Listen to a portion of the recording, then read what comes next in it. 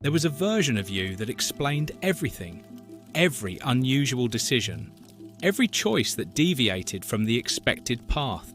Every time you did something that didn't fit the template people had constructed for you, some part of you felt the pull, the almost physical compulsion to turn around and offer the reasoning, to make the choice legible, to close the gap between what you did and what they understood about why. You got good at it. The explanation that anticipated the objection, the framing that made the unconventional sound reasonable, the careful translation of something that felt completely right on the inside into language that would make sense to someone who had never felt what you felt when you made it. And you did it not because you were asked, because the silence felt like judgment, because the slight pause in someone's face before they responded was enough to activate everything. The self-consciousness, the second-guessing, the urgent need to make them understand so that you could stop feeling like you had to defend your own life. And then something shifted, gradually, without a single moment you can point to. The explanations started coming less easily, not because you became less articulate, because something in you started to question whether the explaining was ever actually working, whether understanding was what you were really after, whether the person you were performing the explanation for was ever actually the audience. If you know that shift, if you have felt the slow, quiet exhaustion of explaining yourself to people who were never going to understand, then stay with this. The world has a particular suspicion of people who stop explaining themselves. It reads the silence as arrogance, the refusal to justify as contempt. The person who no longer offers their reasoning when their choices are questioned is read as someone who thinks they are above accountability, as someone difficult, closed off, unwilling to engage. That is not what is happening. What is happening is something quieter and more earned than arrogance. It is the conclusion of a person who spent years genuinely trying to make themselves understood, who extended that effort with real sincerity, who believed for a long time that the right explanation would eventually close the gap, and who finally understood something about explanation that changed everything. Some gaps cannot be closed with words, not because you failed to find the right ones, because the gap was never actually about information. The person who doesn't understand your choices doesn't lack an explanation. They lack the interior experience that made the choice make sense. And no explanation, however precise, however patient, can transfer an interior experience from one person to another. You were never going to be understood by certain people, no matter how long you talked. And the moment you fully absorbed that, the moment it moved from something you intellectually knew to something you actually felt in your body, something released, something that had been held tight for a very long time. Let's stay with what the explaining actually felt like from the inside. You made a choice, something that aligned with what you actually wanted, not what was expected, not what would have been easiest to justify, but what was genuinely right for you in a way that you felt clearly and couldn't entirely articulate. And then you watch someone's face process it, the micro-expression, the slight recalibration, the pause that meant they were searching for a way to receive it that fit their map of who you were and what you were supposed to want. And before they said anything, you were already constructing the explanation. Not because they asked, because the discomfort of being misread was something you had learned to preempt. The explanation was a kind of protection, against judgment, against the conversation that would follow, against having to stand inside the gap between what you knew about yourself and what they thought they knew about you. And the strange thing is that even when the explanation worked, even when they nodded and said, "Oh, that makes sense," it didn't actually feel like relief. It felt like something had been translated at a cost, like the choice had been made smaller and more presentable in order to fit through the door of their understanding. And you had done that translation yourself. This pattern almost always starts early. You were probably a child whose instincts didn't align neatly with the expectations of the people around you, who wanted different things than what was on offer. Who felt drawn toward choices that made sense internally and produced confusion externally? And you learned, quickly and thoroughly, that the confusion was your problem to solve, that the burden of translation fell on you, that the gap between your interior and other people's understanding was something you were responsible for closing.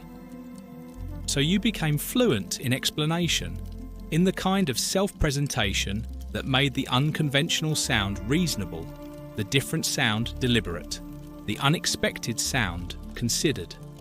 You learned to preempt confusion before it became judgment, to offer your reasoning before it was requested, to make yourself legible to people who hadn't earned the access that legibility requires. And for a long time, this felt like social competence, like emotional intelligence, like knowing how to move through the world without leaving damage behind. What it actually was, underneath all of that, was something closer to a permanent low-level performance. A never quite finished translation of your interior life into a format acceptable to an audience whose approval you had decided you needed without ever consciously making that decision. Here is what nobody tells you about explanation. Explanation does not create understanding, it creates the appearance of understanding. The nod, the "oh, I see," the visible relaxation of someone who has received information that allows them to file you back into a category that makes sense to them. That is not the same thing as being known. Being known requires something explanation cannot provide. It requires the other person to bring something to the exchange. Curiosity, genuine interest, the willingness to hold complexity without collapsing it into something simpler. It requires them to want to understand rather than simply to receive a satisfying account. And you cannot explain your way into that. You cannot perform your way into it. You cannot be legible enough or patient enough or articulate enough to produce it in someone who is not, at some level, already looking for it. The people who understand you without extensive explanation are not people who received a better version of the account. They are people who arrived with the interior equipment to receive it, who have been somewhere near enough to where you are to recognize the territory when you describe it. Those people exist, and they find each other not through explanation, but through something quieter, a recognition that happens in the space between what is said and what is felt. That doesn't require the translation because both people already speak the language. There is a particular pressure that falls heaviest on people who live unconventionally. The pressure to justify, to account for yourself, to make your choices legible to people who didn't ask to understand them, but feel entitled to a satisfying explanation anyway. To treat other people's confusion about your life as a problem you created and are therefore responsible for solving. This pressure is not neutral. It functions as a kind of control. A way of keeping unconventional choices tethered to conventional approval. If you have to justify every deviation, the implicit cost of deviating becomes high enough that most people stay closer to the template. Not because the template fits, because the explaining is exhausting. The people who stop explaining are not the ones who stopped caring what others think in some simple, hardened way. They are the ones who made a specific, earned distinction between the people whose understanding genuinely matters to them, whose perspective they want and trust and are willing to work to be understood by, and the people who want the explanation, not because they care about you, but because your choices disturb their sense of what is normal and they want that disturbance resolved. Those are two completely different audiences, and they deserve two completely different responses. The first one deserves your real interior, the full account, the patient, honest attempt to bridge the gap between what you know and what they can receive. The second one deserves the quiet, the non-explanation, the simple, stable refusal to perform your interior life for someone who is never going to honour what they received anyway. So what changes when you finally stop? Not your relationships, not the people who matter most, and whose understanding you have always cared about. Those relationships don't require the explaining because they were never built on it. The people who know you, really know you, were never waiting for the account. They were watching what you did and feeling what you were and understanding from that without needing the translation.